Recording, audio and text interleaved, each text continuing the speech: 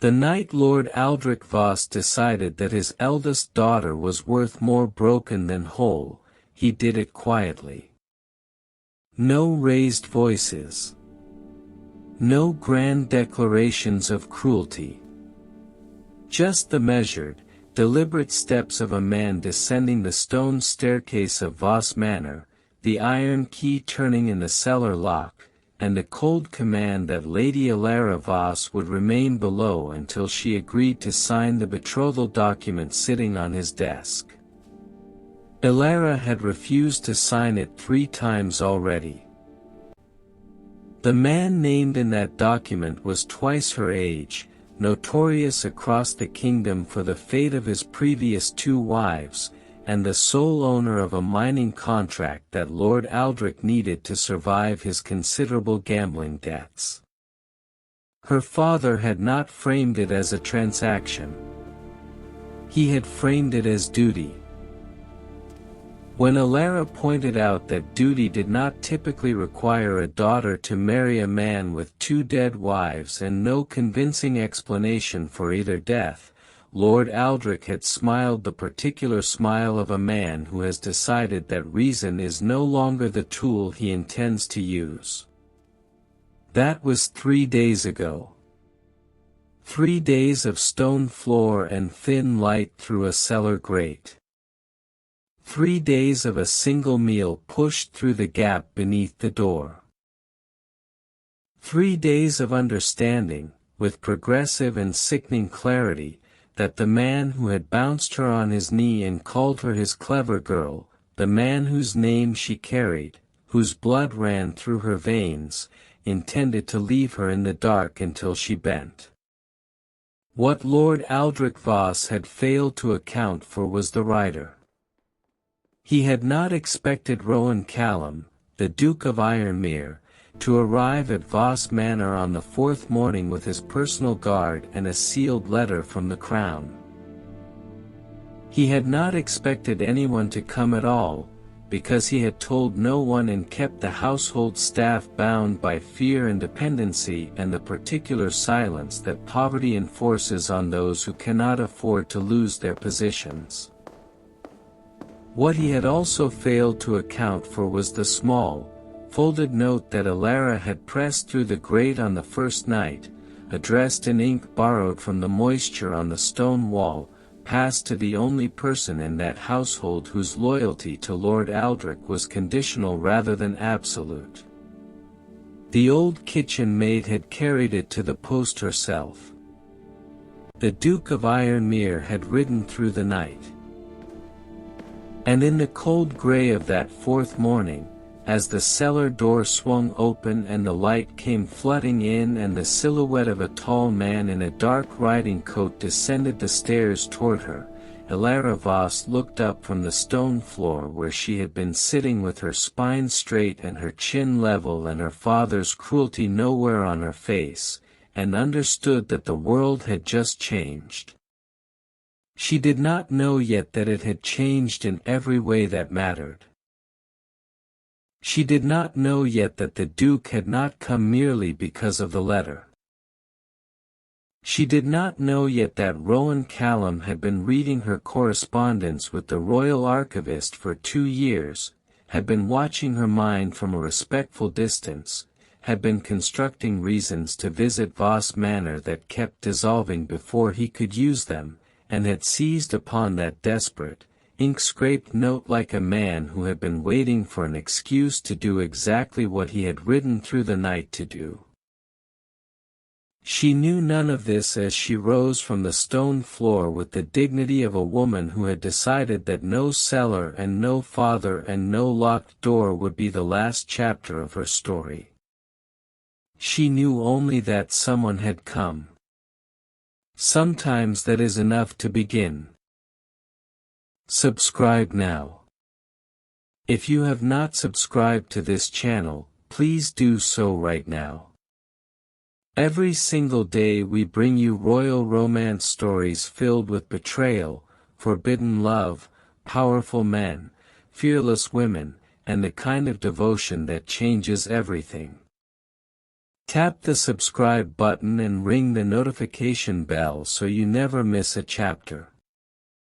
Now let us return to Alara and the Duke who rode through the night for a woman he had never met. The house that forgot her. Voss Manor had not always been a place of dread. There had been a time, early enough in Alara's childhood that the memories carried the soft uncertain edges of something half-dreamed, when the manor was loud with visitors and the smell of roasting game and her mother's laughter carrying from the upper gallery. Lady Maren Voss had been a woman of warmth so particular and so present that her absence, when it came, had not merely grieved the household but altered its very atmosphere, as though her dying had taken the warmth out of the walls themselves. Alara had been 9 years old. In the decade and a half that followed, Lord Aldrich Voss had not replaced his wife's warmth.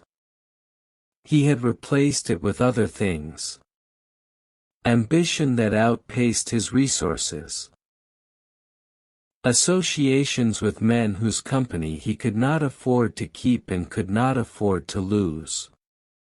Gambling debts that began as diversions and became, over years, an architecture of obligation so complex and so load-bearing that the entire Voss estate rested on its continuation. And the particular bitterness of a man who had married for love and found that love, when removed, left nothing in him that he recognized as worth preserving.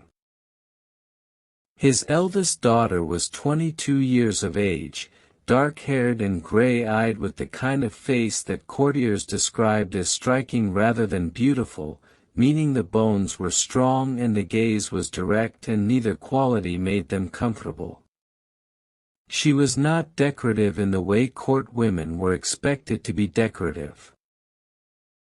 She read too much, argued too precisely, and possessed a memory for detail that Lord Aldrich had once found amusing and now found inconvenient, because Alara remembered every promise he had made and broke, every figure he misquoted, every version of events he altered for an audience. Her younger sister Lyra was 17, fairer and gentler and considerably more skilled at making herself invisible when the house turned cold, which it did with increasing frequency. Lyra had learned early the art of strategic absence. Alara had never learned it. She had always remained precisely where she was and looked directly at whatever was happening, which was, she had come to understand, her greatest strength and the quality that most enraged her father. The betrothal document had arrived 6 weeks before the cellar. Lord Maren Soot of the Ashfield district was 51 years old, heavily built, with a pleasant surface manner that everyone in his acquaintance knew concealed a private temper of considerable violence. His first wife had died of a fall down a staircase. His second wife had died of what the household physician recorded as a sudden weakness of the heart. Both deaths had been investigated by the Crown's Administrative Court and both investigations had concluded with insufficient evidence. Lord Soot had attended both inquiries with appropriate gravity and emerged from them unscathed. When Lord Aldrich placed the document before Alara and explained the financial necessity and the honor of the arrangement and the imperative of family duty, Alara had read every clause carefully, set the document down on the desk, and declined with the kind of calm precision that her father found more infuriating than any display of weeping would have been. Lord Aldrich had given her a week to reconsider. At the end of the week, Alara's answer remained unchanged. The second refusal had cost her the library. Her father had locked it on a Tuesday morning and informed her that books were a luxury that her intransigence no longer entitled her to. Ilara had spent the following weeks composing letters in her head, maintaining her correspondence with the royal archivist from memory alone, and reading Lyra's borrowed volumes by candlelight when the house went quiet. The third refusal had cost her considerably more. She had been in the cellar for 3 days when she heard, through the grate above her head, the sound of hoofbeats on the Voss Manor approach road. Multiple horses. Moving with the particular urgency of riders who have not stopped for comfort. Ilara pressed herself close to the grate and looked up through the narrow opening at a rectangle of grey morning sky. She counted 4 horses. Then a 5th. Then a 6th. The hoofbeats stopped. Voices above. Her father's voice, carrying the forced ease of a man performing welcome. Another voice, deeper and more controlled, with the quality of someone accustomed to the weight of their own authority. Ilara did not move from the grate. She had written the note on the first night, pressing her fingertip to the damp stone and then to the paper with the small stub of pencil she had found in her dress pocket, the pencil she always carried because she was always writing, always noting, always preserving. The note had been brief. She was practical above all things and had not wasted words on misery. She had written the facts, the location, the name of the man her father intended to force her to marry, and the name of the man her father owed money to, and had folded the note into the smallest possible square and had passed it through the grate in the early hours when the kitchen maid, old Dessa, who had been with the Voss household since before Ilara's mother died and whose loyalty to Ilara was the quiet unbreakable kind born from years of small kindnesses, would be passing on her way to the well. Dessa had taken it without a word. Now there were 6 horses on the approach road and an unfamiliar voice holding its own against her father's, and Ilara straightened her spine and smoothed her dress with both hands and waited. The cellar door opened 40 minutes later. The light came in first, sharp and cold and welcome after 3 days of grey great light. Then footsteps on the stone stairs, measured and unhurried. Then the man himself.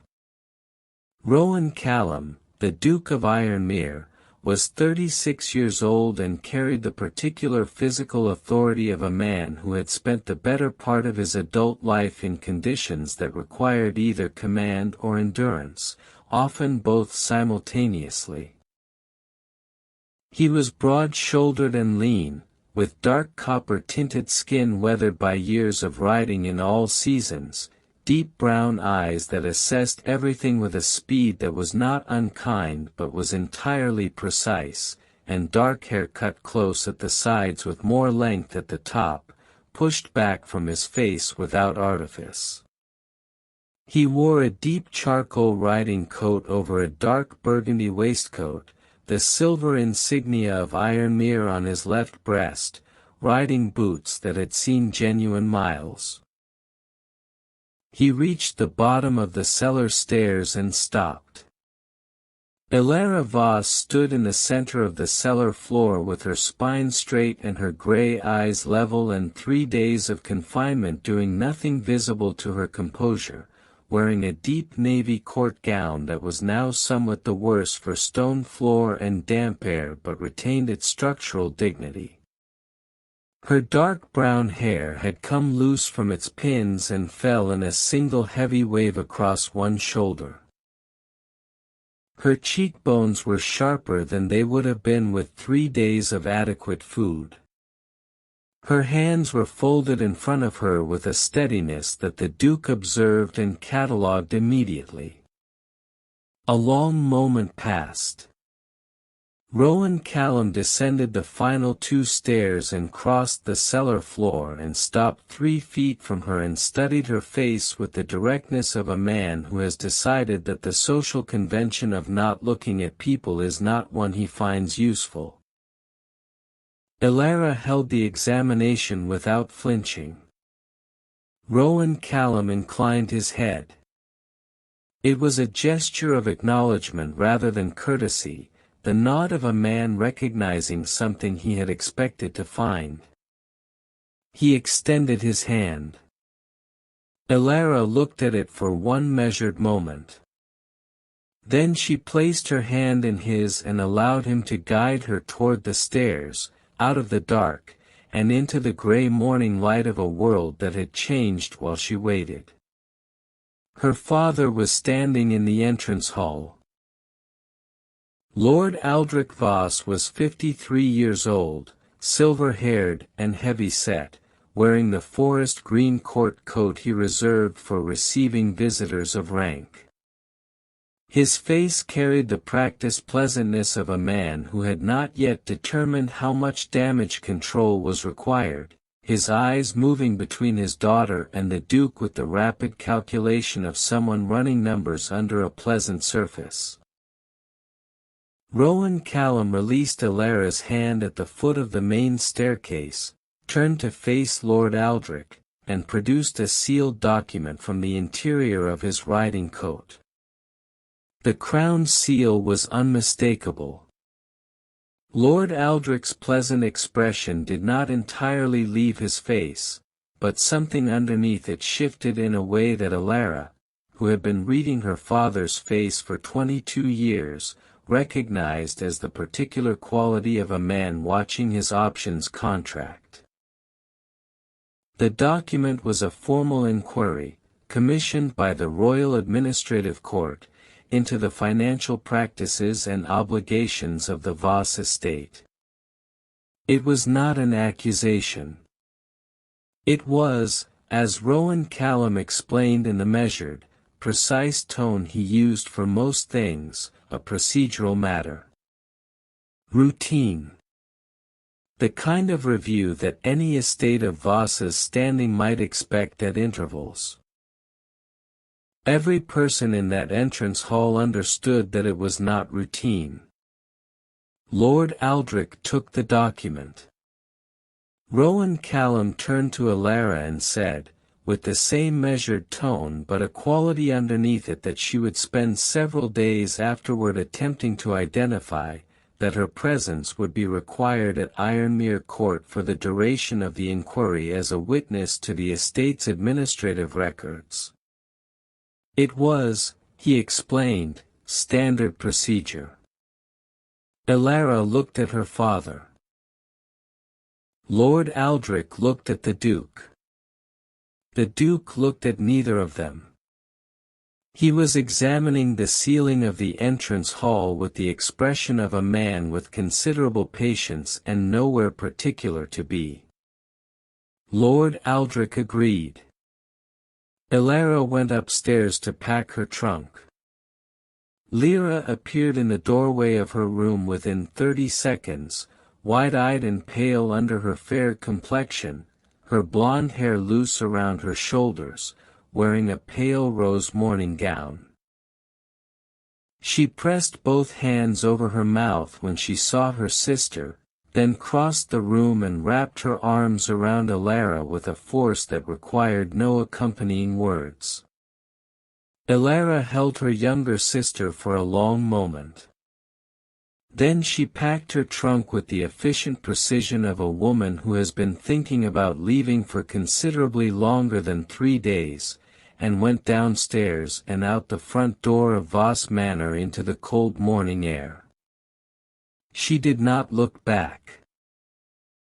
The Duke's carriage was black lacquered with the silver Ironmere crest.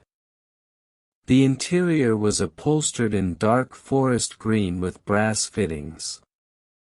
Elara seated herself and folded her hands in her lap and looked out the window as Voss Manor receded through the glass. Rowan Callum took the seat across from her. For a long moment neither of them spoke. Then Elara turned from the window and regarded him directly and said that she appreciated his intervention and understood that it carried obligations she intended to honor fully and transparently, and she needed him to understand that she was not a woman who could be managed or misdirected, and that if there were conditions attached to her removal from that cellar, she would rather know them immediately. Rowan Callum was quiet for a moment. Then he said that the only condition was that she eat something, because Dessa's note had mentioned 3 days and 1 meal, and there was a food parcel in the compartment beside her left knee. Elara looked down. She looked back up. Something shifted in the grey eyes.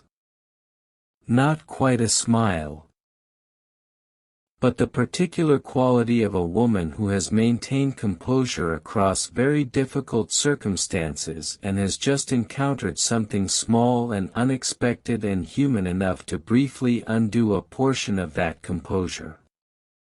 She opened the compartment. She ate. The carriage rolled north toward Ironmere, and the autumn countryside moved past the windows in long golden sweeps, and neither of them spoke again for some time, which was, Elara would later reflect, the most comfortable silence she had experienced in many years. The court that watched.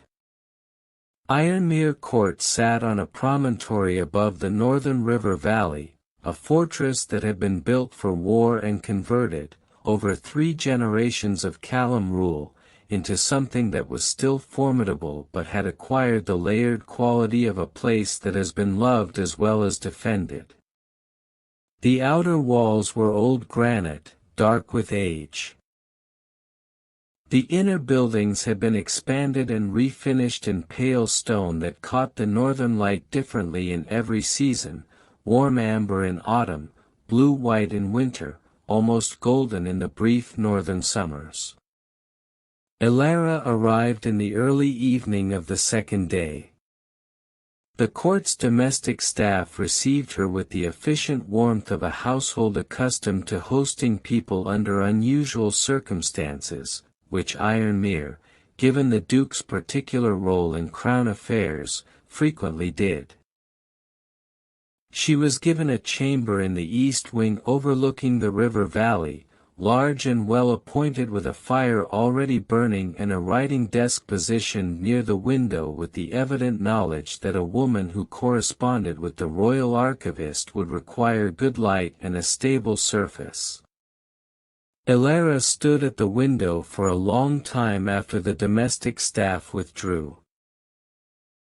The valley below was extraordinary in the low autumn light, the river catching the last of the sun and carrying it downstream in long broken pieces. She had not seen landscape like this since her mother had taken her north as a child. The memory surfaced briefly and she let it, and then folded it carefully back where it belonged and turned to assess the chamber with the methodical attention she gave to all new environments. The writing desk had been stocked. Fresh paper. 2 kinds of ink. 3 sharpened pens. She stood at the desk for a moment. Then she sat and picked up a pen and began a letter to the royal archivist, describing the view from the window, which was her habit. She always began with a landscape. It steadied her.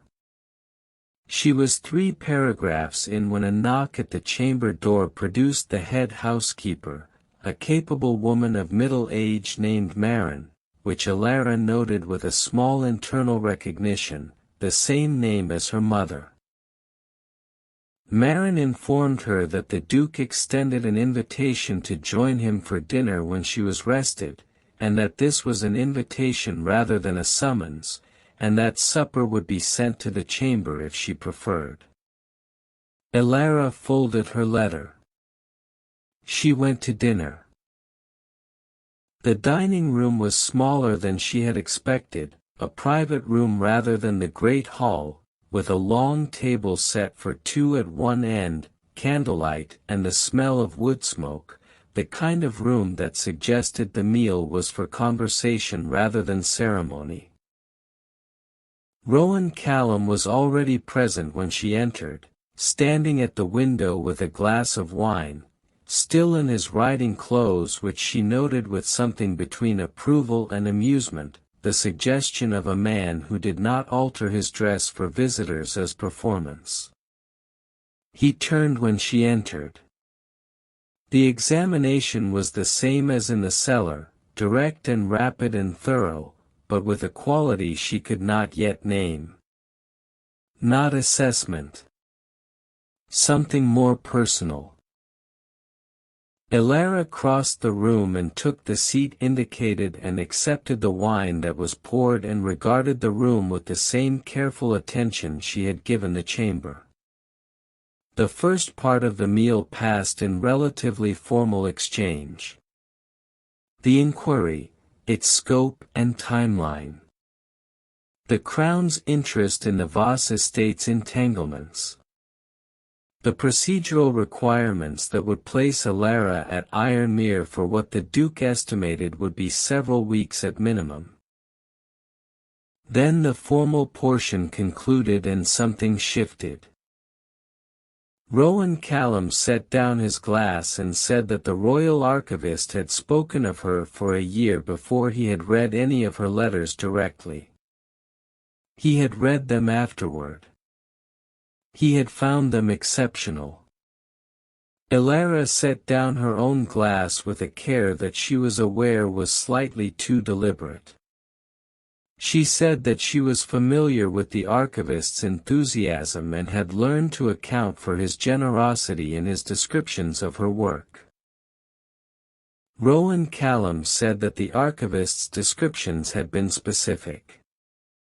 That specificity was not generosity. It was accuracy. A beat of silence. Elara said that she appreciated the distinction. Rowan Callum said that he had been looking for a reason to visit Voss Manor for 8 months. The candlelight moved in a draught from the window. Elara said that she wished he had found one sooner, which was the most direct thing she had said to him and the most honest, and she watched it land in his expression the way a stone lands in still water, the surface changing first, then something deeper. Rowan Callum said, quietly, that he wished the same. The dinner continued. The conversation moved to the Callaway maritime histories, which she had read and he had not, and to the Northern Territorial surveys that he knew in detail and she found fascinating, and to a question about the Coastal Archive records that she had been attempting to access for 2 years without success and that he resolved, in the space of 4 sentences, by telling her the name of the specific clerk to contact and the precise framing of the request that would unlock the restricted collection. Elara added this information to her mental correspondence list with the efficiency of a woman whose mind filed things even when the rest of her was engaged elsewhere. Rowan Callum watched her do this and said nothing for a moment. Then he said that she was doing it again. Elara asked what she was doing. He said she was cataloging. Filing. Running a secondary process behind the surface conversation. He said he recognized it because he did the same thing and could always identify it in others. Elara considered this. She said that it was not something she had ever been able to entirely prevent. Rowan Callum said that he had not suggested she prevent it. He had said he recognized it. The dinner concluded at an hour that neither of them had been tracking. Elara returned to her chamber and finished her letter to the archivist and added a postscript that described the dinner without describing it, in the way she wrote about most personal things, present in the facts, absent in the interpretation, leaving the significant unsaid in a margin she could return to. She slept better than she had in weeks. The days that followed established a pattern. Mornings were formal. The inquiry occupied the first hours, with Elara providing testimony about the Voss estate records she had been managing de facto for 4 years, the administrative work her father had assigned her without acknowledgement and without compensation under the assumption that a clever daughter was a free resource. She spoke with precision and without embellishment, presenting each financial irregularity as a fact rather than a grievance, and the Crown's inquiry officers noted everything and regarded her with the focused attention of people encountering a witness considerably more prepared than they had anticipated. Afternoons were less structured. Rowan Callum had offered the library, the gardens, the stables, and the upper gallery archive as available to her without condition. Elara spent the first afternoon in the library. The second afternoon in the upper gallery archive. The third afternoon in the library again, and this time the Duke appeared in the late afternoon and took the chair at the adjacent table and read without speaking, and the silence between them had again the quality she had noticed in the carriage, a shared quiet that required no management. On the fourth afternoon, they rode. He had asked without assumption, saying only that the Northern Ridge Trail was exceptional in autumn and that the stables had a mare named Sable who preferred riders who did not overdirect her. Elara had ridden since childhood and understood immediately that this was an invitation framed with attention to her specific character, which she found affecting in a way she did not immediately examine. The ride had been extraordinary. The ridge trail opened onto a view of the valley from above that made the window view from her chamber seem like a preliminary sketch. The light was the particular autumn gold that existed at this latitude for perhaps 3 weeks each year, and the horses moved well on the familiar trail, and Rowan Callum rode beside her without commentary, which she appreciated, and spoke only when there was something worth saying, which she appreciated considerably more. At the high point of the ridge he stopped his horse and pointed north. She looked.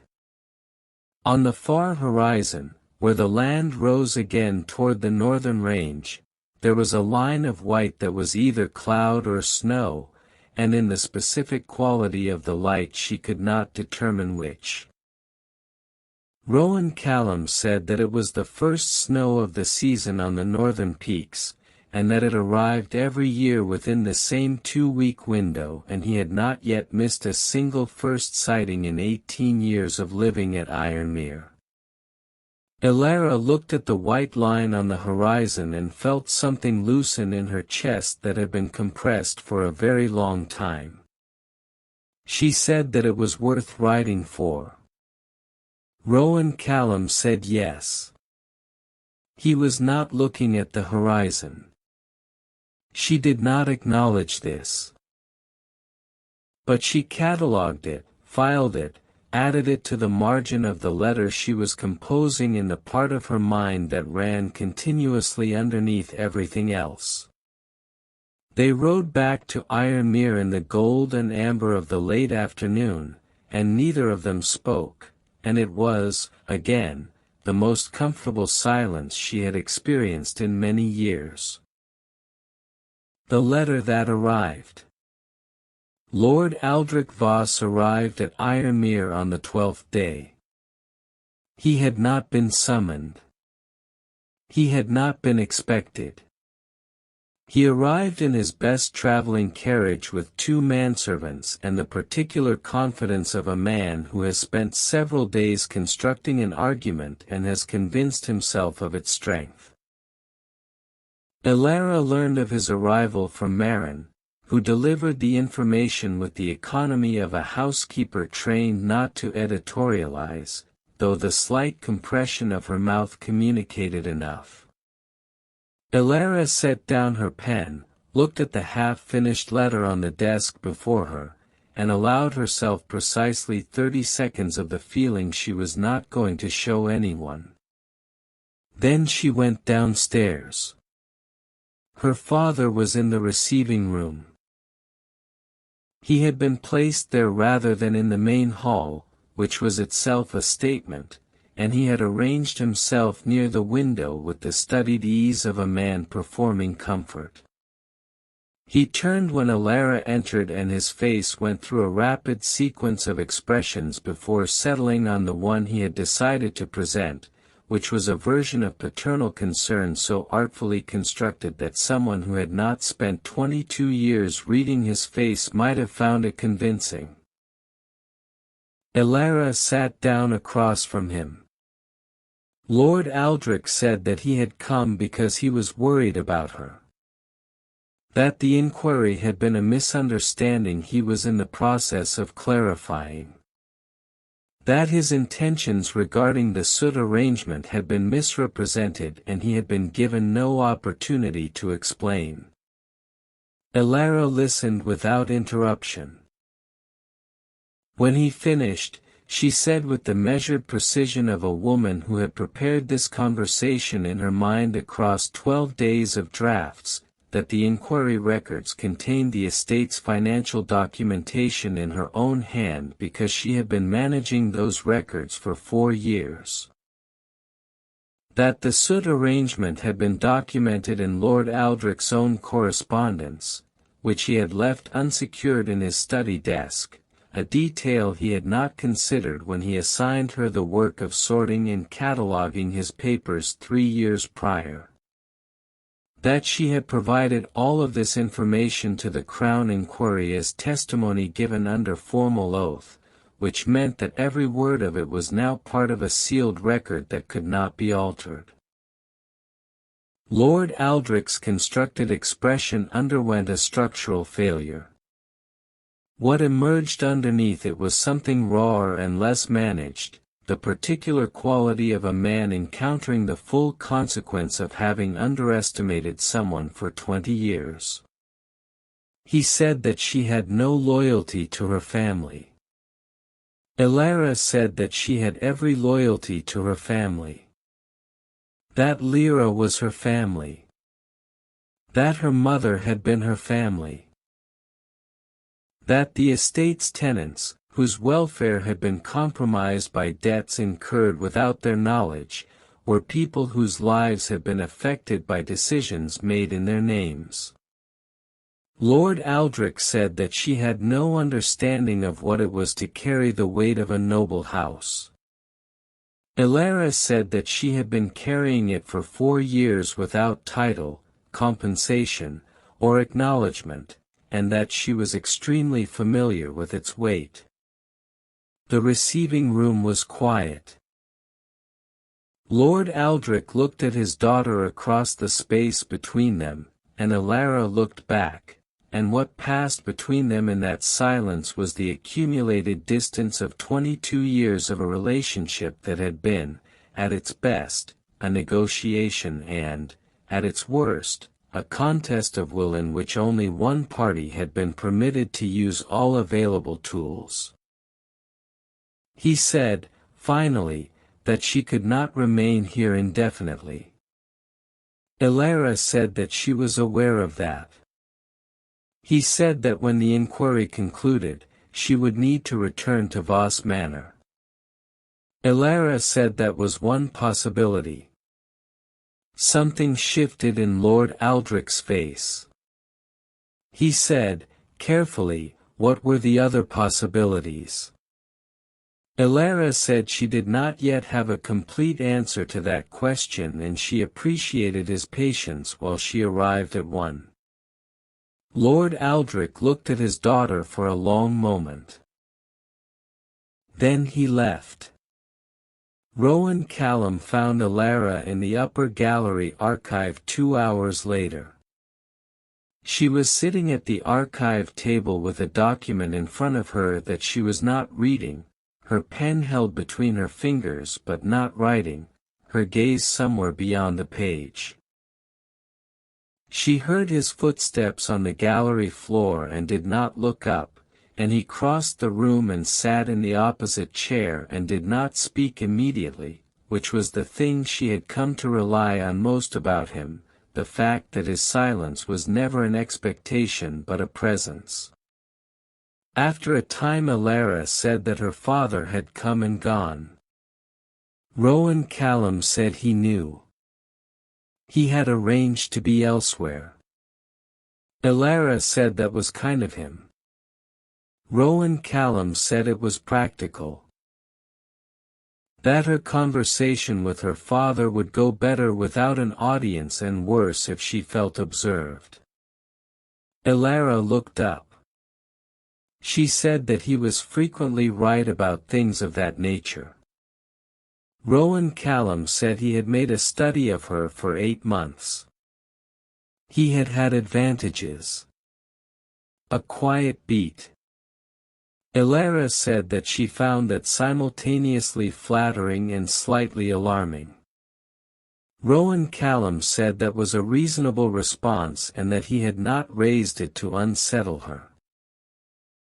He had raised it because they were at a point where concealment of that fact served neither of them. Alara set down her pen. She said that the inquiry would conclude within the week. That she was aware the formal justification for her presence at Ironmere would expire with it. That she had been thinking about what came next and had several possible frameworks but none of them had yet resolved into a clear picture. Rowan Callum said he had a proposal. Alara waited. He said it carefully, in the way he said things that mattered, with the precision of a man who has composed something significant and intends to deliver it with integrity. He said that Ironmere required someone with her specific capabilities for a permanent administrative role. That the role existed regardless of any personal consideration and was one he had been trying to fill for 3 years. That it would carry title, compensation, full access to the estate's records and the Crown Archive connection she had been trying to establish, and independent quarters in the East Wing. He paused. He said that he was offering it in full awareness of the difference between a professional arrangement and a personal one, and that he was not conflating the two, and that she was entirely free to accept the professional offer without any implication of the personal. Another pause.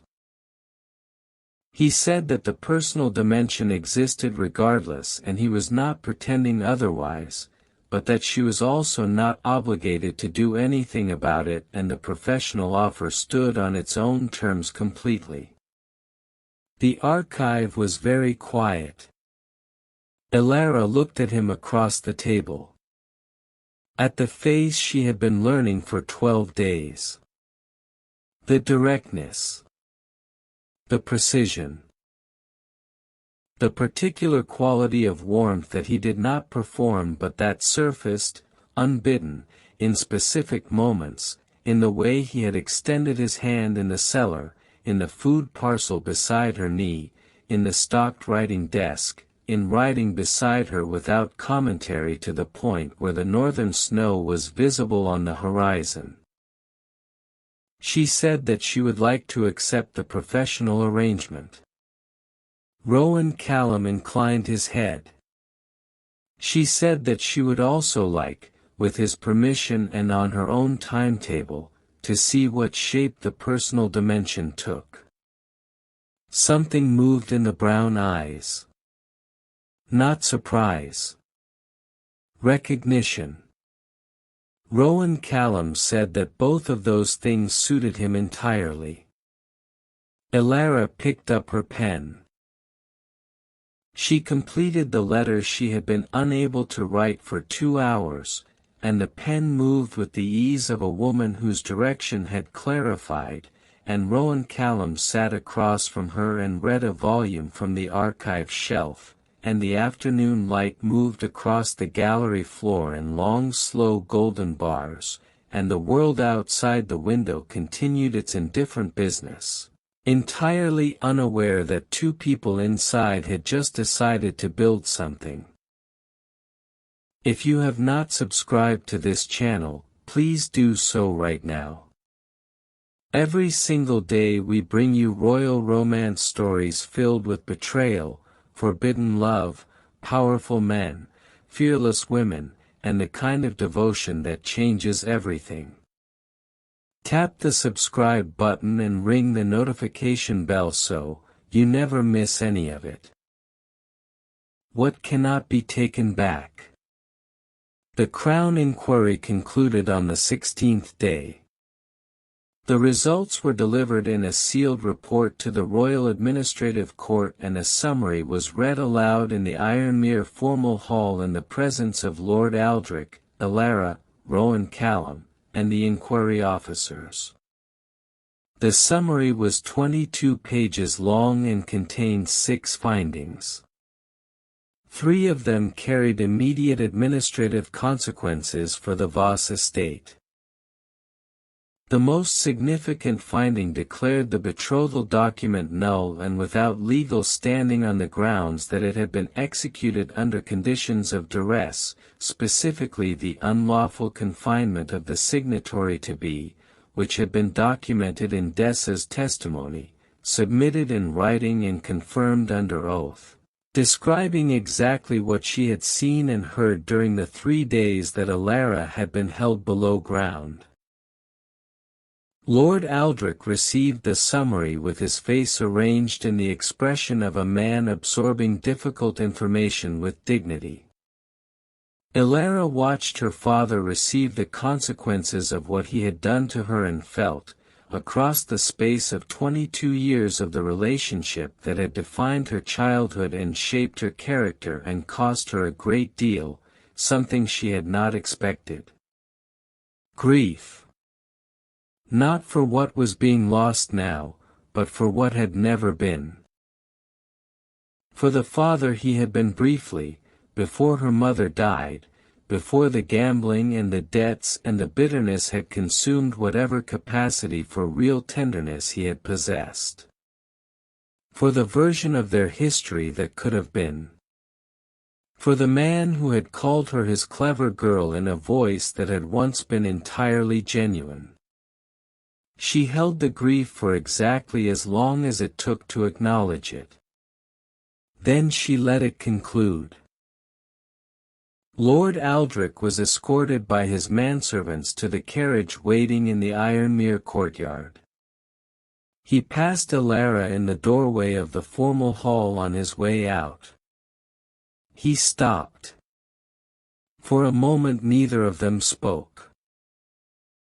Then Lord Aldrich said, and this was the only unmanaged thing he said in the entire course of the inquiry, that Elara's mother would have been proud of her. Elara absorbed this. She said that she was aware of that. Lord Aldrich walked out through the courtyard and into his carriage and was driven away down the Ironmere approach road, and Elara stood in the doorway of the formal hall and watched the carriage diminish and disappear and then turn back into the house. Rowan Callum was standing in the hall behind her. He had not approached. He had simply remained present in the way he was present, steady and close and not requiring anything from her. Elara walked back through the formal hall and stopped beside him. She said, quietly, that she was going to need an hour. Rowan Callum said to take the morning. She took 40 minutes. She sat in the east wing chamber with the window open to the cold northern air and let herself feel the full weight of the past 3 weeks and the 22 years behind them, and the grief and the relief and the particular complex emotion of a person standing at the edge of a before and after that will define the rest of their life. Then she washed her face, repinned her hair, and went to find the Duke. He was in the library, as she had come to expect. Standing at the south window with a letter in his hand, reading with the absorbed focus that was his natural state. He heard her enter and turned, and the examination moved across her face as it always did, rapid and precise, and he put the letter down on the nearest surface without looking away from her. Elara crossed the library and stopped in front of him. She said that she had been composing a letter in her head for 16 days and that she had reached the point where not sending it was becoming a more significant act than sending it. Rowan Callum said nothing. He was entirely still in the way that meant he was giving her his complete attention. She said that she was not accustomed to being received with care. That the specific quality of his attention, the food parcel and the stocked writing desk and the distance he had maintained through the inquiry and the way he had arranged to be elsewhere when her father came, had accumulated in her into something she was still learning the shape of but could no longer pretend was not there. She said that she was not certain she knew how to conduct a personal dimension without precedent, because her primary model for close relationships had been a man who kept her in a cellar, and she was aware that this was not a strong foundation for confident attachment. The trace of something warm moved through his expression. She said that she intended to try anyway, because she was a woman who finished what she started, and she had started paying attention to him considerably earlier than she had admitted to herself, and the honest thing was to say so. Rowan Callum raised his hand and placed it against her face, his palm warm against her cheek, his thumb tracing once across her cheekbone with a deliberateness that was not asking permission but was not taking without it. He said that the letter she had been composing in her head was one he had been composing in his own for 8 months, and that hers was better, and that he found the disparity entirely consistent with everything he knew about her. Elara pressed one hand over his where it rested against her face. The library was very quiet. The fire had burned low. The light through the south window was the pale gold of late afternoon moving toward the blue of early evening.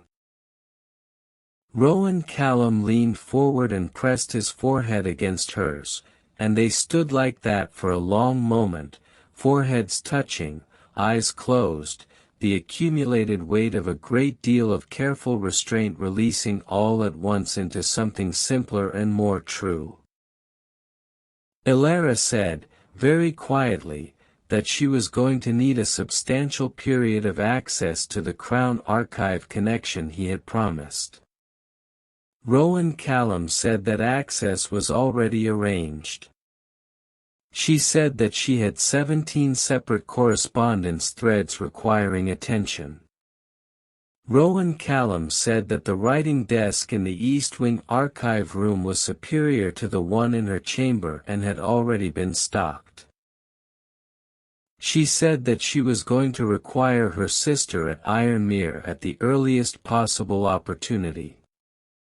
Rowan Callum said that a formal invitation to Lady Lyra Voss had been drafted and was awaiting only Elara's amendment before being dispatched. A pause. Elara leaned back and looked at him. She said that he had been somewhat more prepared for this conversation than she had anticipated. Rowan Callum said that 8 months was a considerable amount of time to prepare. Something broke open in her expression then, the same quality she had felt on the ridge with the first snow on the horizon, the compression in her chest releasing, letting the warmth come through in the way warmth comes when it has been kept out for a long time and the door is finally, deliberately, opened from the inside. She was not accustomed to being looked after. She found, standing in the library of Ironmere Court with the Duke of Ironmere's forehead pressed against hers and the fire burning low and the evening coming in through the south window, that she was willing to learn. What the spring confirmed. Lyra Voss arrived at Ironmere 6 days after the inquiry concluded. She came in the Duke's carriage with a trunk that was slightly too large for her measured circumstances and a smaller bag pressed against her chest that contained the items she had not trusted to the trunk, her mother's letters, 3 books borrowed from what remained of the Voss library, and a folded piece of correspondence from the royal archivist addressed to Alara that had arrived at Voss Manor 2 days after her departure and that Lyra had intercepted before their father could examine it. Alara was waiting in the Ironmere courtyard. When the carriage door opened and Lyra descended, her fair skin pale from the journey and her blue eyes wide and slightly overwhelmed by the scale of the court, Alara crossed the courtyard and took her sister's face in both hands and looked at her carefully and asked, with the quiet directness of a woman who needs accurate information rather than reassurance, whether she was unharmed. Lyra said yes. Alara held her sister for a long time. The weeks that followed were the kind that restructure a life. The professional arrangement had taken shape with the same precision that characterized everything Rowan Callum built. Alara's formal title was Senior Estate Administrator, which carried access to every record, every correspondence, every crown connection the Ironmere estate maintained. The work suited her in the specific way that work suits a person when it matches not just their capability but their inclination, the part of the mind that was always running, always cataloging, always composing, had found its proper field at last. She was extraordinarily good at it. The inquiry officers, revisiting Ironmere 3 weeks after the original report to follow up on the Voss estate administrative transfer, requested a meeting with the senior estate administrator and spent 40 minutes in the archive room with Alara before emerging with the particular expression of officials who have encountered unexpected competence and are not entirely certain how to file it. Rowan Callum, receiving their report afterward, had the expression he wore when something confirmed a conclusion he had held for a long time. The personal dimension had developed with the same careful precision that both of them brought to most things. It was not dramatic. There were no grand gestures, no declarations performed for an audience. It was the accumulation of specific moments, a walk along the northern ridge in the first week of winter with the snow now fully arrived and the valley below white and still. An evening in the library where Alara had looked up from a document to find the Duke across the table watching her with the particular unguarded expression he reserved for moments when he had forgotten to maintain his surface, and had held the contact for a deliberate beat before returning to her page. A morning when a letter arrived from the Coastal Archive with the restricted collection access she had been pursuing for 2 years, and she had found Rowan Callum in the corridor outside the archive room and informed him with a precision that could not entirely contain what was underneath it, and he had said simply that he knew, and she had understood that he had been the one to unlock it and had not mentioned it. That evening she had told him that she preferred when he was direct about things he had done. Rowan Callum had said that he would be. She had said that she knew it was the coastal access. She had recognized the specific clerk's name and the phrasing. Rowan Callum had said that he had sent the request on the 14th day, before the inquiry concluded, before the professional arrangement was formal, which meant before he had any established right to arrange things on her behalf. Elara had looked at him. He had looked back. She had said that on the 14th day she had still been officially a witness under Crown Inquiry protection and he had had no formal standing to act on her behalf. Rowan Callum had said yes. She had said that it was therefore an act entirely outside procedural justification. He had said yes. She had said that she did not know what to do with that. He had said that she did not have to do anything with it. It was simply the truth. The truth, Elara had understood in the days that followed, was the constant beneath everything he did. He did not perform. He did not manage. He assessed, decided, and acted, and when he was asked to account for his actions, he accounted for them in full without deflection or constructed narrative. She had spent 22 years in the company of a man who did the opposite. The contrast was, she found, affecting in ways that continued to surprise her. The formal declaration came on a Saturday in the early weeks of spring, not because either of them had chosen it deliberately but because that was the day the circumstances arranged themselves into the configuration that made it the natural moment. They had been walking the east garden of the court, which was just beginning to show the first green of the new season, pale and tentative against the old grey stone of the walls. Elara had been describing a structural problem in the estate records that she had been working through all week, and Rowan Callum had been listening with the engaged attention that meant he was genuinely interested and not merely present, and they had reached the far end of the garden where the old stone wall gave way to a view of the valley and stopped, side by side, looking out at the landscape that was beginning its slow annual return from white to green. Elara had been mid-sentence on the records problem when she stopped speaking. Rowan Callum waited. She said that she had finished composing the letter. A pause.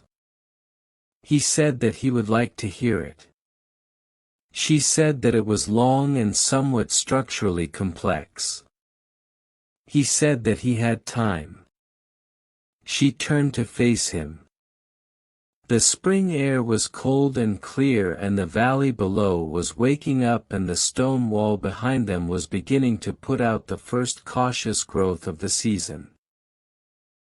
She looked at the face she had been learning for 6 months, the directness and the precision and the warmth that was never performed and was present in everything he did, in the food parcel and the stock desk and the 16 days of patient, careful, present attention. She said that she was not a woman who was easy to know.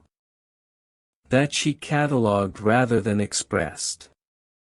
That she processed in writing rather than conversation. That she required a great deal of quiet and a great deal of honesty and had limited tolerance for either performance or management, and that she had spent a substantial portion of her adult life being too much for the people she was supposed to fit within. Rowan Callum said nothing. She said that she had found, over the course of 6 months at Ironmere, that she was not too much here. That the space had been built in proportion to what she actually was rather than what she was expected to be. That she did not know whether that was intentional or fortunate and she needed him to tell her which. Rowan Callum said it was intentional.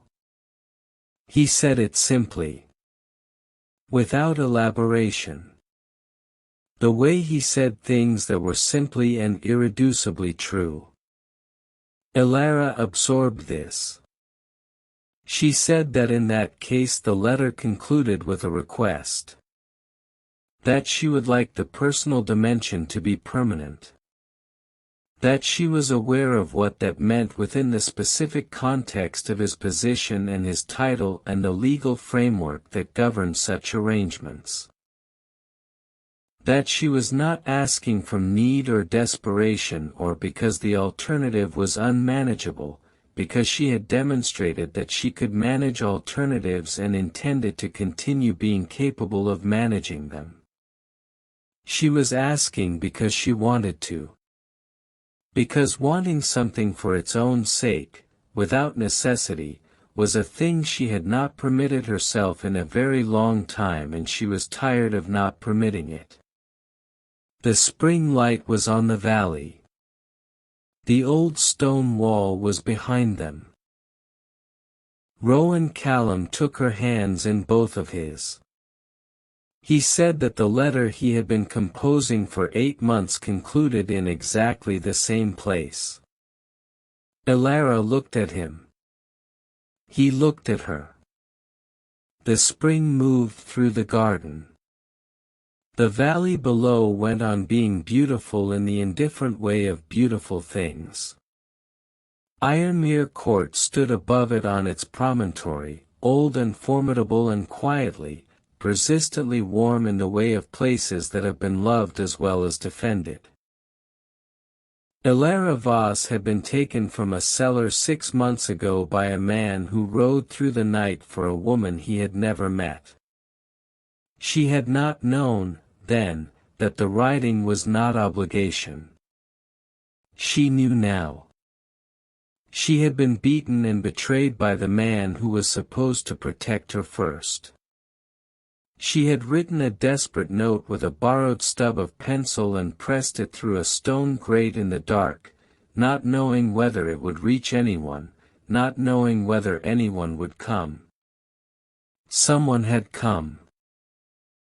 He had come because he had been reading her letters for 2 years and had fallen in love with the mind behind them long before he had any business doing so, and the note had given him the one thing he had been constructing reasons to find for 8 months. A reason that was not a pretext. A reason that was real. Elara Voss, second daughter of a ruined house, keeper of records no one had thanked her for, writer of letters no one at home had understood, stood in the spring garden of Ironmere Court and held the hands of the man who had come for her and understood, with the complete and unambiguous clarity that she brought to all true things, that she was exactly where she was supposed to be. Not because she had been placed here. Because she had built her way here. One letter at a time. One refusal at a time. One note pressed through a stone grate in the dark, addressed to anyone willing to come. He had been willing. The world, it turned out, was sometimes that simple. And sometimes that extraordinary. The end. Please subscribe to this channel. Please do so right now. Like, share and comment. Every single day we bring you royal romance stories filled with betrayal, forbidden love, powerful men, fearless women, and the kind of devotion that changes everything. Tap the subscribe button and ring the notification bell so you never miss any story.